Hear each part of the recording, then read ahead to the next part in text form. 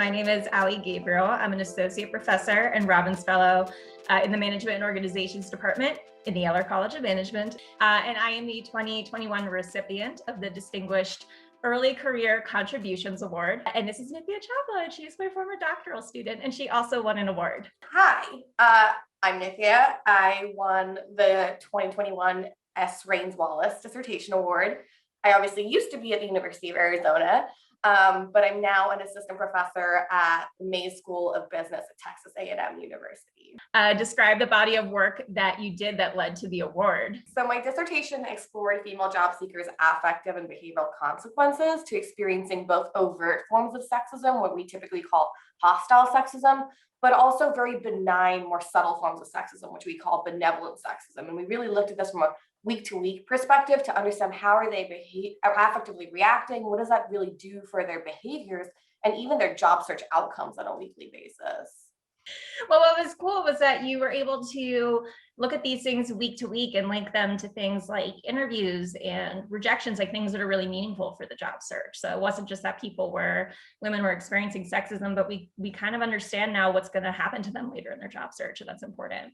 Yeah, and I think the other really cool part of this, which I'll be discussing in just a little bit, is that that's not always all good, right? We have to keep in mind that you can rally through these experiences, but when you go through something really difficult during a recruitment process, that sticks with you. Who wants to join an organization where someone's been sexist towards you?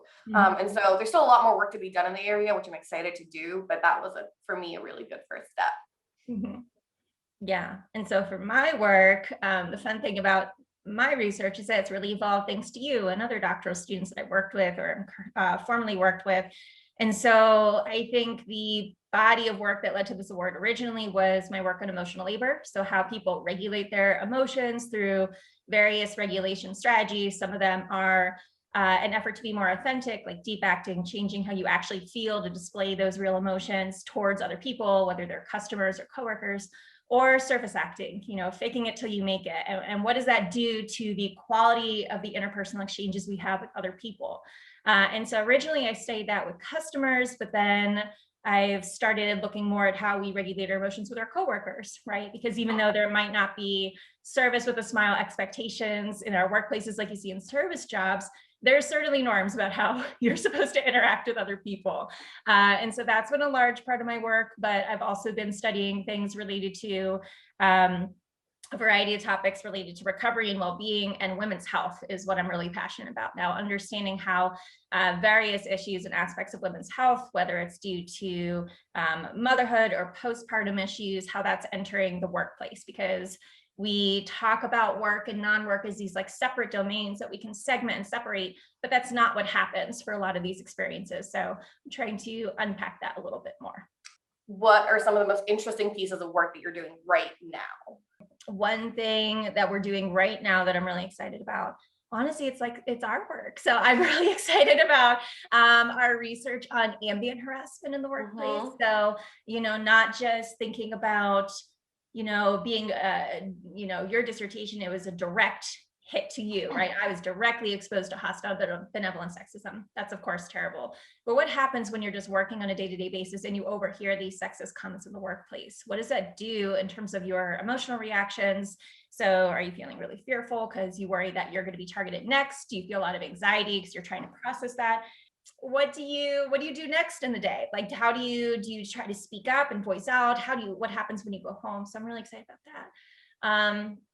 We're also starting to do more work on women's health issues. So I'm like early in, you've heard it here first. I'm working on a project with Jean Gladge and Laura Little on the experiences of postpartum depression and how that's coming into the workplace. And so again, we talk about these issues and we know they exist, but we don't actually know what happens when women come back and they're coping with not just the difficult challenge of recrafting their identity of being a mom, but what about being a mom who's also struggling with this mental health issue that we don't get to talk openly about? So that's something that I'm, really passionate about. I just became a mom 51 weeks ago because our baby's gonna be 1 next week. And that's something I've been struggling with a lot. And so I think that's been what's made my research really connect with me is studying things that I'm going through, and I know other women are going through, and trying to help us, better the workplace for everybody. I'm still super excited about working through my dissertation and just getting that out there. And part of that, it really speaks to what you were saying just now. It just kind of showcases how resilient and strong women are in the face of all that they experience across the different domains of their life, both, whether that's their health and their bodies at home, or it's what they experience in the workplace day to day as they face sexism and they're undermined from various parties. So I still want to continue to explore that space. Part of what's been really exciting, and I think is also attributed to just working with you, has been able to start projects with my own doctoral students.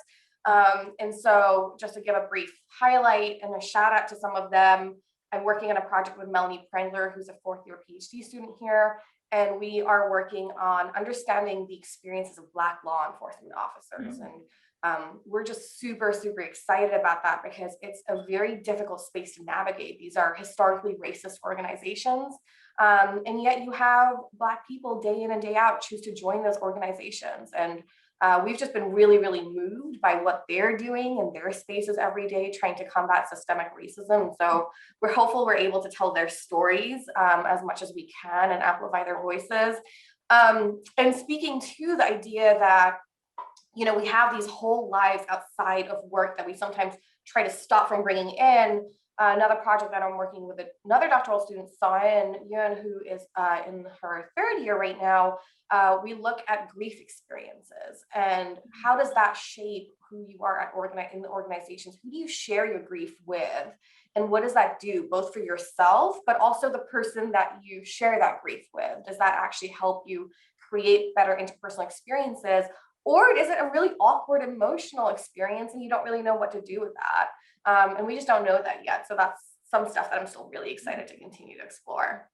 But I guess that leads to what's most frustrating. And I think you would probably say the same thing. I think sometimes what's frustrating with the work that we're doing is it comes from a really practically, phenomenon driven space. And what makes it really hard in the review process will be comments of like, well, what's the theory here, right? Like why, like when we were doing our research on breastfeeding, a lot of the comments were, well, why is this theoretically meaningful? Or what's the theory to guide this?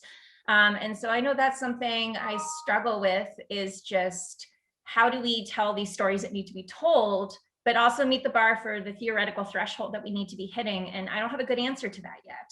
And I think that's something we're kind of reconciling as a field. Is we know there are a lot of topics that just need to be studied and need to be talked about, but they don't always have this like big, beautiful theory that's going to encompass, the perfect moderated mediation 3DV model, right? That doesn't exist when you're talking about breastfeeding or postpartum depression, or the work you're talking about on Black law enforcement officers or grief. Like it's not there all the time. Yeah. And so I think we need bigger spaces for work that is really beautifully messy and reflective of what people are actually going through. Yeah, I agree. And when reflecting back on those experiences, the only other really thing I want to bring up about this is just it's difficult working in a space where the feedback that you get often is that it doesn't exist, right? Mm-hmm. Whether those are experiences of sexism or harassment or racism, diverse experiences matter, and these are the lives that they're leading day to day, and we're able to show that with data. Right. And so then to come back and kind of just undermine those experiences altogether, that can be frustrating and also upsetting. But if anything, it makes me want to work even harder to continue to amplify those voices and those experiences. Mm-hmm.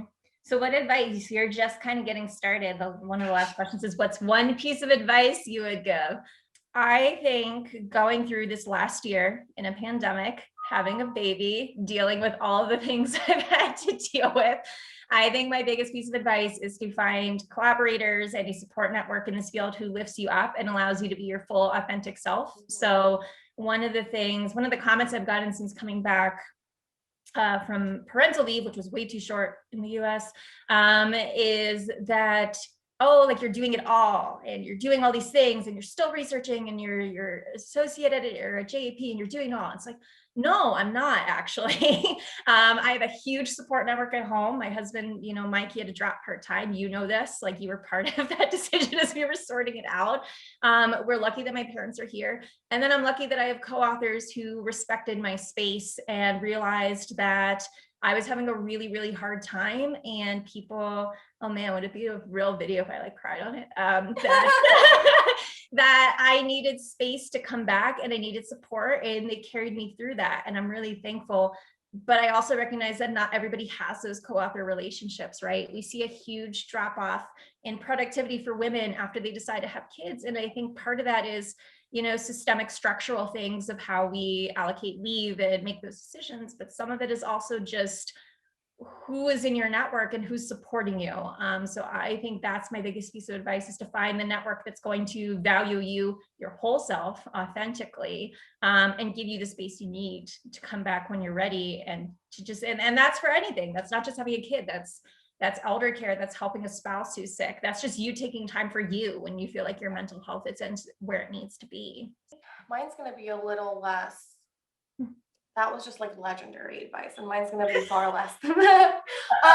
But I think it's really important. I think I have, two pieces, and one piece is really very much similar to that. And it's something that you always kind of highlighted to me over the course of the process, is like, your mental health makes such a big difference, right? And if you are not fully there for yourself, it's going to be very difficult for you to be fully there for your work and for your co-authors and for junior PhD students or students that you're advising. And so that's been something that I admittedly was very, very bad on early in the process. And I think everyone knows that.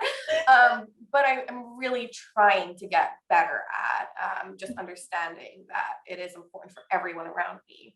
And the second piece of advice, I think, is just persistence, and that how much that matters. And I didn't get into any PhD program the first year that I applied, and it ended up being the best thing in the world, because the second year I applied to Arizona and you were there, and look at all of this now. Look at us.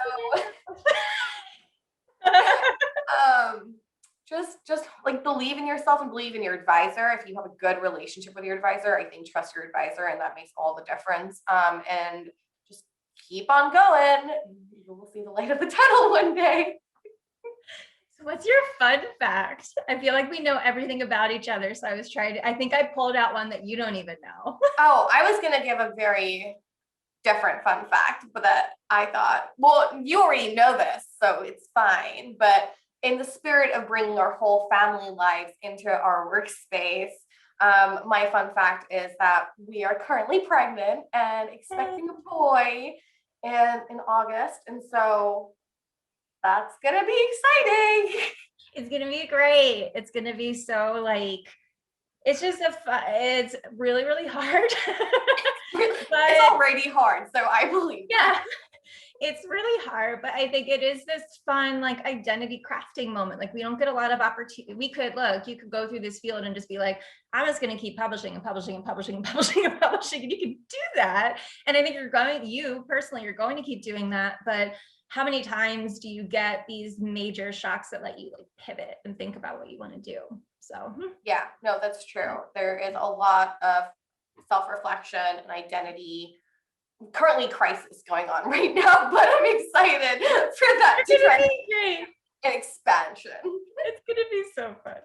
Mine was going to be that when I was in high school, I sang as a backup singer on a Christmas song that Bob Dorough wrote, who was do you know who that is? Nobody really does. I don't, but I'm going to YouTube this right now. I don't think it's on YouTube, but he's the guy that wrote a bunch of songs for Schoolhouse Rock. Did you watch Schoolhouse Rock? Is that a thing? No, he wrote I'm just a Bill. Well, this is also a bit of me being in Singapore. So. He's the guy who wrote the I'm Just a Bill song. He's the only reason why some people in the US understand how. That's my fun fact. That's awesome. But thank you very much. We are both super honored. Yeah, and we're all going to just smash the heck out of all of you when we can finally see you in person. So many hugs, so much champagne. It's happening. Okay. Bye.